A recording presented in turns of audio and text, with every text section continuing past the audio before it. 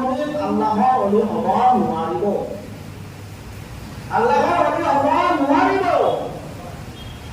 আৰু যিবিলাক নেককাৰ স্ত্ৰী, নেককাৰ মহিলা যদি আহে নহয় দুনিয়াত, নেককাৰ হৈও যদি থাকে, সেইজনী মহিলাই মুত্তাকিন হ'ব পাৰিব, পৰেশকাৰী হ'ব পাৰিব, ইবাদতকাৰী হ'ব পাৰিব, কিন্তু আল্লাহৰ অলি হ'ব নোৱাৰিব।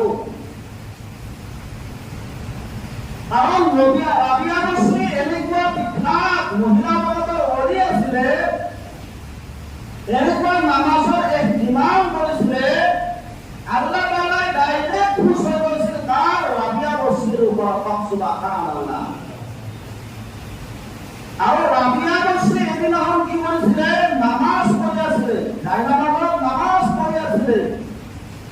আৰু যেতিয়া নামাজ পঢ়ি আছিলে, এনেকুৱা এজন চোৰ, আমাৰ সমাজতো এনেকুৱা চোৰ থাকে, এনেকুৱা এজন চোৰ 30 বছৰ ধৰি চোৰ কৰিছে, 30 বছৰ ধৰি চোৰ কৰিছে। আৰু যিখন ঘৰত যায় কিবা নহয় কিবা এটা লৈয়ে আহে। কোনোদিন বেমাৰ ঘূৰি আহিব লগা হোৱা নাছিলে। কিন্তু এনেকুৱা এখন ঘৰত সোমাই গ'ল, যি ঘৰত কেৱল এটা লতা আৰু এখন জাইনামাজ আছে। সেইটো ঘৰ হৈছে কাৰ? ৰাবিয়া বস্ৰীৰ ঘৰ। সেইটো ঘৰ হৈছে ৰাবিয়া বস্ৰীৰ ঘৰ। কেৱল এটা লতা, উজু কৰা ঘটি আৰু এখন জাইনামাজহে পায়। কিন্তু এনেকুৱা তাৰাছ কৰিলে, তাৰাছৰ বিনিময়ত সেই দুটা বস্তুৱে পালে আৰু একো নাপালে। চোৰজনে ভাবিলে যে মই 30 বছৰে চোৰ কৰিছো, কিন্তু মই এনেকুৱা ঘৰত সোমা নাই যি ঘৰত এটা বস্তু নাই। বহুত দামী দামী মই বস্তু পাইছো, আৰু মোৰ কি হৈ যাব? স্বীকৃতি নাইকিয়া হৈ যাব। মই কোনোদিন বেগে মই সেই ঘৰৰ পৰা ওলাই অনাই কিবা নহয় কিবা এটা বস্তুৰে মই লৈ আহিছো, কিন্তু মই আজি এই ঘৰৰ পৰা খালি আনি যাব লগা হৈ গ'ল। এনেকুৱা চিন্তা কৰিছে। তেতিয়া ৰাবিয়া বস্ৰী নামাজত আছিলে, নামাজ পঢ়াৰ পিছত সালাম দি থাকিলে, আসসালামু আলাইকুম ওয়া ৰাহমাতুল্লাহ। কোৱাৰ পিছতে সেই চোৰজনক দেখা পালে ৰাবিয়া বস্ৰী। দেখা পোৱাৰ লগে লগে আৰু সালাম মিলাই দিলে। তাৰপিছত সেই চোৰজনে লাহে লাহে যাবলৈ ধৰিলে যে একোৱে বস্তু নাই, আজি মোৰ কাম নহ'ব। ৰাবিয়া বস্ৰী কৈছিলে, হে আল্লাহৰ বান্দা, ৰাবিয়া বস্ৰী এনেকুৱা মিঠা মাত দিছে, যিটো মিঠা মাতত এই চোৰজনে এক কদমো ইফালে যাব নোৱাৰিলে। এনেকুৱা কামত সোমাই গ'ল। হে আল্লাহৰ বান্দা, হে আল্লাহৰ বান্দা ৰৈ যোৱা। তাক কৈছিলে, এই চোৰজনক কৈছিলে। আৰু চোৰজনে মনে মনে ভাবিছিলে, এনেকুৱা মহিলা ইমান চোৰ কৰিছো, কোনোদিন মোক আল্লাহৰ বান্দা বুলি কোনোদিন কোনো এজন মানুহে কোৱা নাই, কিন্তু এই মহিলাগৰাকীয়ে মোক আল্লাহৰ বান্দা বুলি কৈছে, মোক চোৰ বুলি কয়, ডকাইত কৰি কয়, চোৰ ডকাইত কৰি মোক কৈ দিয়ে, কিন্তু এই মহিলাগৰাকীয়ে মোক কি কৈছে? আল্লাহৰ বান্দা। যেতিয়া এনেকে কোৱা হ'ল, কোৱাৰ পিছত চোৰজনে ভাবিলে যে মোক চোৰ বুলি কোৱা নাই, মোক আল্লাহৰ বান্দা বুলি কৈছে।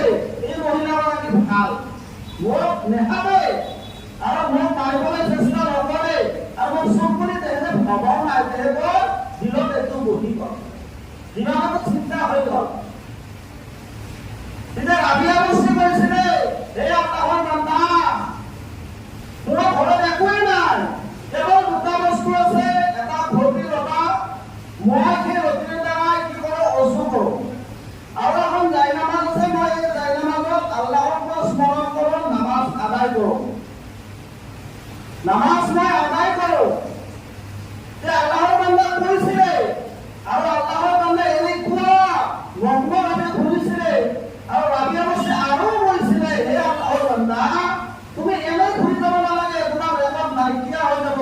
আল্লাহৰ নবী হয় জানিছিলে যে 30 বছৰে তুমি চোৰ কৰিছা, তোমাৰ ৰেকৰ্ড আছে, কোনো এটা বস্তু নেলাগে এখন ঘৰৰ পৰা ওলাই যোৱা নাই, কিন্তু আজি বেগে তুমি মোৰ ঘৰৰ পৰাই ওলাই যাব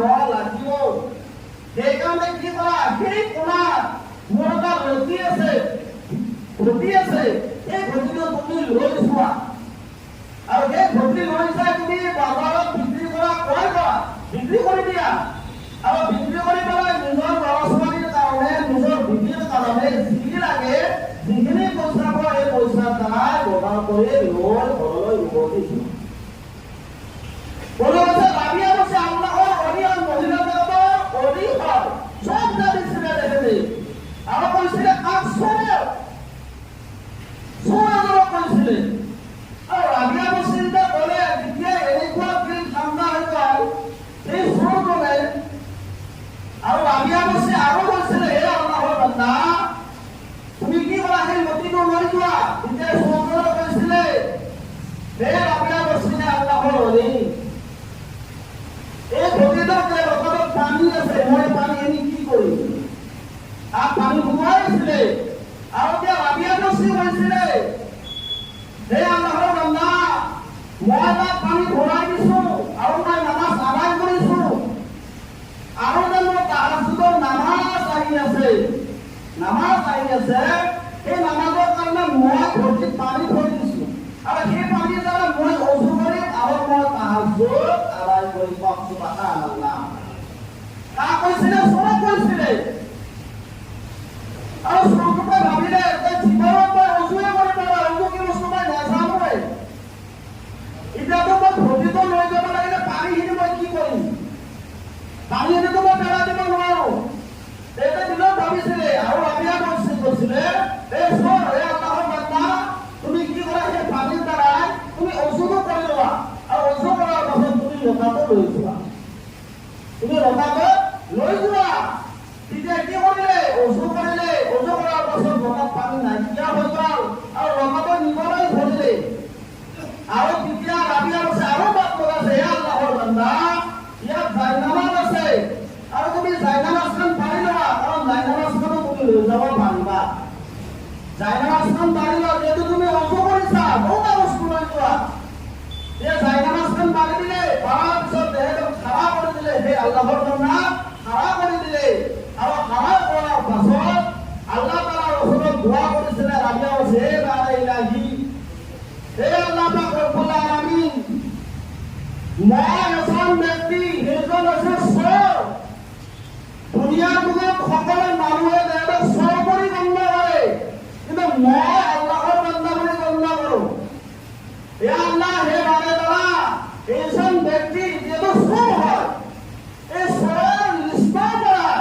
তুমি ইয়াক কি কৰা এই নামাজ আদায়ৰ কাৰণে আল্লাহৰ অলি বনাই দিয়া সুবহানাল্লাহ লগত আল্লাহ পাক ৰব্বুল আলামিনে ৰাবিয়া বসে কি কৰিছিলে দোৱা কবুল কৰি লৈছিলে হে আল্লাহ মই জায়নামাজত জিন্দগী দেহত অজু কৰি পোৱা নাছিলে জিন্দগী নামাজ পঢ়ি পোৱা নাছিলে নামাজ কি বস্তু নাজানে কিন্তু মই জায়নামাজত দেহত খাৰা কৰাই দিছো আৰু এইখিনি লাষ্টৰ হিচাপ আছে নামাজ আছে তোমাৰ হুকুম তুমি দেহত আদায় কৰি দিয়া সুবহানাল্লাহ লগত এনেকুৱা আল্লাহ তাআলা গায়বী মদদৰ পৰা এনেকুৱা বস্তু ভৰাই দিয়ে লগত তেহেঁতে নামাজ আদায় কৰিব পাৰিলে কাৰণ নামাজ নাজানিছিলে কিন্তু আল্লাহ তাআলা এনেকুৱা বস্তু ভৰাই দিছিলে এই বস্তুৰ দ্বাৰাই তেহেঁতক কি কৰিলে নামাজ আদায় কৰিবলৈ দিলে সুবহানাল্লাহ কাৰণ দোকানীও চোৰক মোবাইলকো গাছৰকো আল্লাহ তাআলাই কি কৰিব পাৰে আল্লাহৰ অলি বনাই দিব পাৰে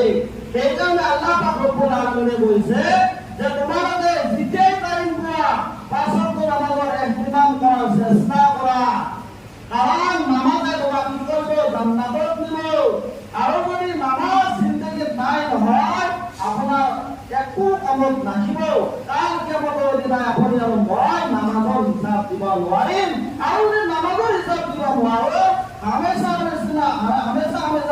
খালিদিনা ফিহা আবাদা আমি সকলোৱে জাহান্নামত থাকিব লাগিব আৰু আল্লাহ পাক ৰব্বুল আলামিনে কৈছে যিজন ব্যক্তিয়ে যদি নামাজত খাৰা হ'ব নহয় নামাজত খাৰা হোৱাৰ লগে লগে তেওঁৰ আগৰ যিমান গুনাহ আছে পাছৰ যিমান গুনাহ আছে পৰফালৰ যিমান গুনাহ আছে বাফালৰ যিমান গুনাহ আছে নিজৰ মূৰ মোবাৰকৰ ওপৰৰ ফালে যিমান গুনাহ আছে নিজৰ পা মোবাৰকৰ ভৰি মোবাৰকৰ তলৰ ফালে যিমান গুনাহ আছে আল্লাহ তাআলাই নামাজৰ মাধ্যমেৰে আল্লাহ তাআলাই মাফ কৰি দিয়ে আল্লাহ তাআলাই মাফ কৰি দিয়ে সুবহানাল্লাহ সকলো গুনাহ মাফ কৰি নিজে পৰিৱৰ্তন কৰি দিয়ে কওক সুবহানাল্লাহ কাৰণ ওজুটো এনে দিয়া নাই ওজু কৰাৰ বিনিময়ত আমাৰ জিসিমৰ যিমান গুনাহ আছে যত ওজু পানী লাগা হয় সকলো গুনাহ আল্লাহ তাআলা ধুই গৈ কি কৰি দিয়ে মাফ কৰি দিয়ে কওক সুবহানাল্লাহ সেইকাৰণে আমি প্ৰত্যেক কি কৰিব লাগিব ইৰাদা কৰিব লাগিব